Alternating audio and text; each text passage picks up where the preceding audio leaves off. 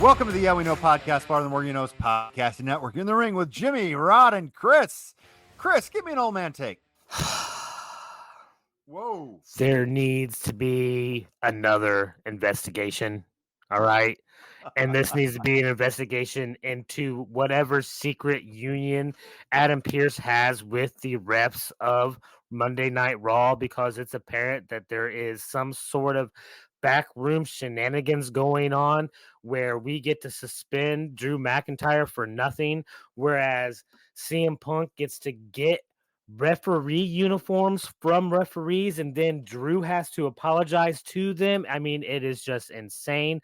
I feel like we're in a bizarro world, and I'm going to call for Adam Pearce's head again. All right, like let's get it done. All right, he is completely out of control, and it is taking Raw down a road we don't want to see. Jimmy, hold on, give me this. Now, Yeah, Chris is McIntyred of it, Jimmy. He is McIntyred of it. And with that, you've been listening to the Yeah We Know. No, we should have ended it there. That's never again. Don't worry, Drew McIntyre's suspension is over, right? So we're okay on that. But Rod, what are you hot about tonight? Jimmy, I'm going to give you something that I'm hot about that you are going to be completely surprised at. I am hot at the character we are building in El Campeon, in the character we are building in Damian Priest, in the long-term storytelling that is paying off with plucking Damian Priest from obscurity by Edge, who doesn't even wrestle in the company anymore, and crafting him into this, and then Finn joining and the tag team champion, and then being the leader with Rhea Ripley gone, and now an interaction with Gunther. Damian Priest is becoming a babyface, and he's becoming a character that gives me something to cheer about. He's funny when he wants to be. He's menacing when he wants to be. He's tall. He's charismatic. I did not see this coming from Damian Priest, and I'm hot about the possibilities because we need stars, and Damian Priest is maybe becoming one, Jim. Chris, I really like the fact that they did a good in-ring segment interview-wise, and then they had him beat Braun Strowman, which is not someone to take lightly. He's not someone's going to get hurt by the loss, but it will help Priest with that win a lot, Chris. That was nothing but a bigger coming out party for Priest, right? I mean, we saw all his chops on Monday Night Raw. Backstage promos with Dom, with Rhea, in-ring promos with Gunther, in-ring action with Gunther after taking care of one big old SOB.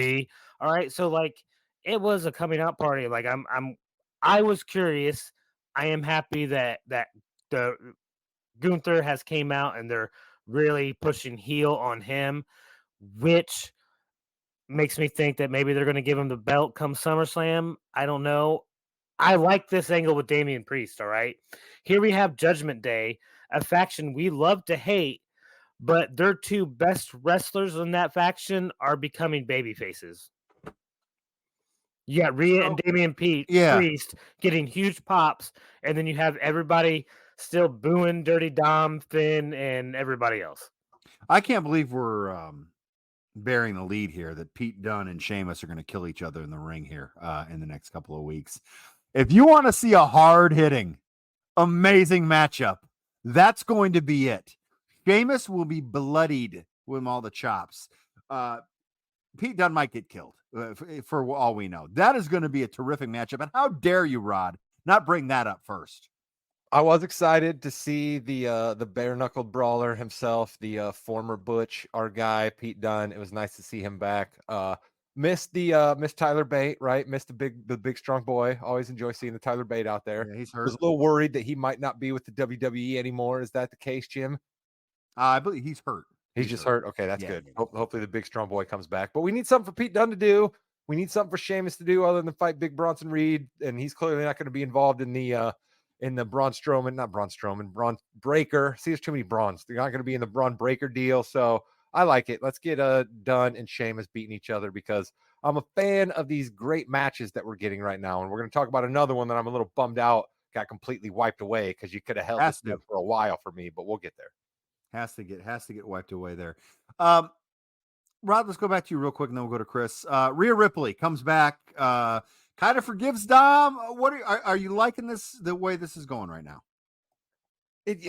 I like the way it's going. Let me start there, but it's like I'm kind of slapping myself around the face a little bit and being like, "Duh, how did I not see it going this way?" Right? Like Liv's making it even more obvious that she was just playing Dominic the whole time, and Rhea's basically playing upon the fact that, "What do you mean I'm yours? I've never been yours. You're mine." You know what I mean? So like, of course, that's the way that Rhea's gonna play it. So I didn't really like the whole "let me this is just about Liv and I'm gonna deal with Dom later." I thought that was stupid because like that's not any way, shape, or form how it like relationship would be able to be handled, right? I mean, like, come on.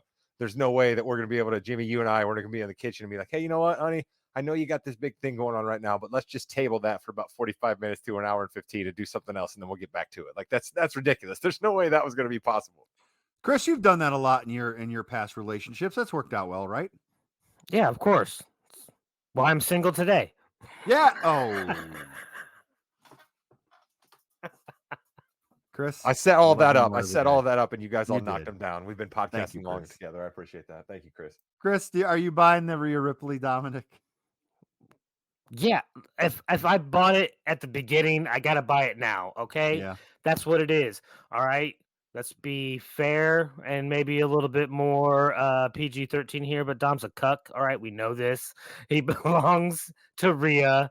Rhea can do whatever she wants, and Dom's gonna follow her around because Mommy's always on top. I have another question for you guys. Can we now start referring to her as Rhea and the girls? Because Rhea and the girls really kind of who made the first appearance on Monday Night Raw last night. There was not a lot that Rhea was wearing on the top part of her torso. Okay. Now I understand that that was probably more to show off her incredible guns and her I was huge going to say that shoulders could be used and in a all lot of of that. different ways, Rod. But the let's just girls there. also be honest that that was the most Try. the girls of Rhea have ever been up on Front Street on Monday Night Raw, and she was on camera for like the first 35 minutes of Raw. So it was like, "Hey, I'm Rhea, and I'm back, and I brought the girls with me. We're just getting the attention in all the ways that we can." Well, we wanted to get cheered, right? That's What how I'm you saying, do. use all the tools in the arsenal. This is professional wrestling, all right? We're putting on a show. I mean, Raw needed her back. Let's be fair. Raw course. desperately needed her back because there wasn't any kind of real Sonya story. Deville, you mean, or Rhea? Oh, Because Rod's girl's back as well. Sonya's good on the mic. She's decent in the ring. She's going to have a lot of ring rust, though, for sure. So she's going to have to come back and work a lot. But Jimmy, there's been some talk from actual WWE employees, women WWE employees, of the need for a women's mid card. I mean, come on. We Yeah. have the kind of storyline Yes. developing right now where the end of all of this could be a women's mid card championship. I would love to see that. They should have had the mid card championship 5 years ago. They've had enough people. They've had the stars to do it. But if we had a tournament right now, right? Like if we had a tournament right now, like Zelina Vega, if her arm wasn't actually completely broken out of its socket, right? And the three, Baszler, Deville, and they were in it, right? Valkyria could be in there. You know what I mean? You could put Roxanne Perez Natty. in there. You know what I mean? Yeah, Natty could be in there who just re-signed, right? You could put like 8 people in that tournament, and whoever comes out on top wins that. Chris, you love tournaments. Come on. We'd all love that. yeah, we need a women's U.S. title for sure. There's no reason not to have it. You have a plethora of great female wrestlers, and you have all of them fighting over essentially 4 belts. You know, and if you include the tags, so like it's Which we shouldn't, because the tag team belts have been on TV one time since they friggin' won it. One time, Jim. I understand they did their thing in Mexico City and they do many a house shows, but the women's tag team belts have been on TV once and they're the champions. So we have 3 more things to talk about from this past Monday. We have a bloodline segment I'd like to talk a little bit about too. Let's go to Bo Dallas, Chad Gable. Interesting segment, I thought. Bo Dallas himself comes out, gets jumped by the Creed, your boys, Rod. White Six comes. Love the Creeds in the suits, by the way, right? Love Of the course. Creeds in the suits. You know what did we do to the Street Profits, Chris, when we wanted to make people take the Street Profits a little more serious? We put them in suits for a little while. So we're putting the Creed brothers in suits. What did we do with Solo Sikoa when we wanted people to take him a little more serious? We put him in a suit, right? Cody Rhodes, everybody's poster boy, wears a suit every week. So I love seeing the Creed brothers in suits.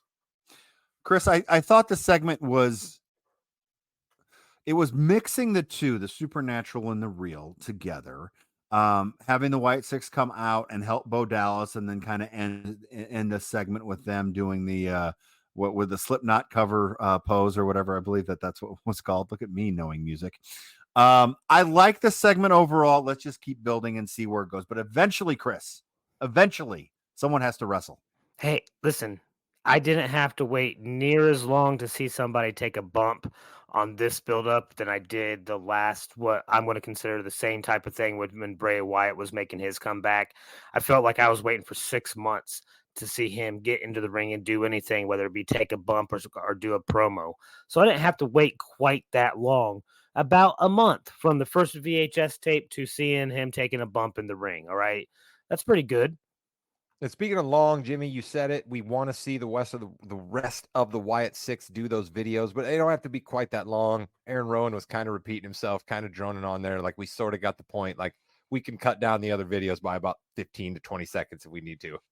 Yeah, I do like where they're going with that. It was a little long, but also really, I mean, and it's weird because as I believe Bully Ray said, everything he said could be real. Like, it really could be what he's feeling, and they're really erasing that line between sports entertainment and reality here.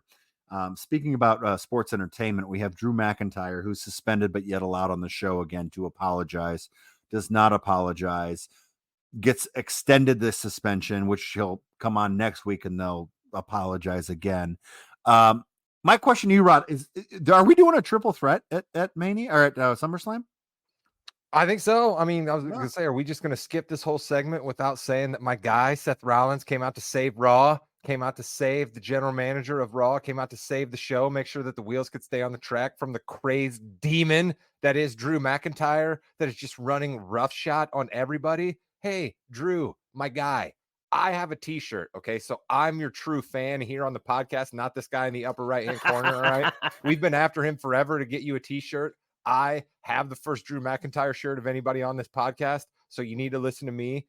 Drew, we've all had things not go our way, all right, bud? You need to get over it. You need to stop blaming everybody else for your problems. You need to stop hulking out. You need to stop throwing your elbows around and punching your boss in the face by accident, all right? You're not going to get what you want acting like a fool, Drew. When you calm down, you can get CM Punk in the ring if he can be medically cleared, and that in and of itself seems to be a miracle to me because he continues to not be on television fighting people. I will say it is nice again to see Rod acknowledge that Drew McIntyre is the real wrestler on that shirt and not the other guy. I believe his name is Rollins, somebody or other that's also on the shirt. It's nice to hear Rod acknowledge that and to really show his true loyalties is with Drew and not Seth. That's a really good transition to acknowledging the bloodline from SmackDown, but we do need to hit the main event of Raw real quick. So thank you, Chris. We'll go to that bloodline on SmackDown. Dragunov and Zayn, Rod. Let's have you get hot on this for a minute here. Just don't give me this match at the end of Raw when we're gonna have a commercial break and we've already had the Wyatt Six take up too much time doing their thing, right? Bo Dallas could have laughed 7 less times and it would have been just as effective. Eric Rowan could have talked for 30 seconds less and it would have been effective. We could have done 7 seconds less on the Slipknot pose. We could have done a little bit less smoke. They could have gotten to the ring a little quicker. All of these things add up to giving more time to what the whole thing is supposed to be about: wrestling. I say all the time, it's wrestling for the form of entertainment, but ultimately, if we don't have wrestling, what do we have? So when you have two guys like Dragunov and Sammy who are going to go into the ring and lay it on the line better than anybody else out there,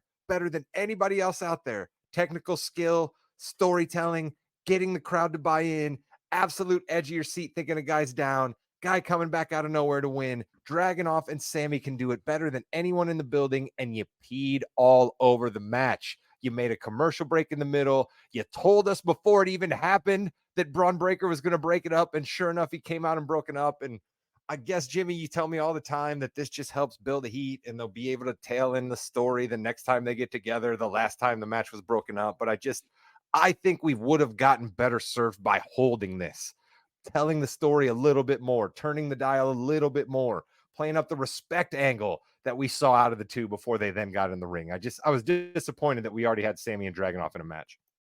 I don't like doing first matches like this. You could have put Sammy in with it. You could have put him with Jey Uso, and that would have been fine. And this could have been the exact same result. You could have put him in with a ton of people, would have been the same result. But we've seen this over and over again. And so if McIntyre's suspended, now Braun Breaker's going to be suspended. Like where does this end, Chris? Where does this end?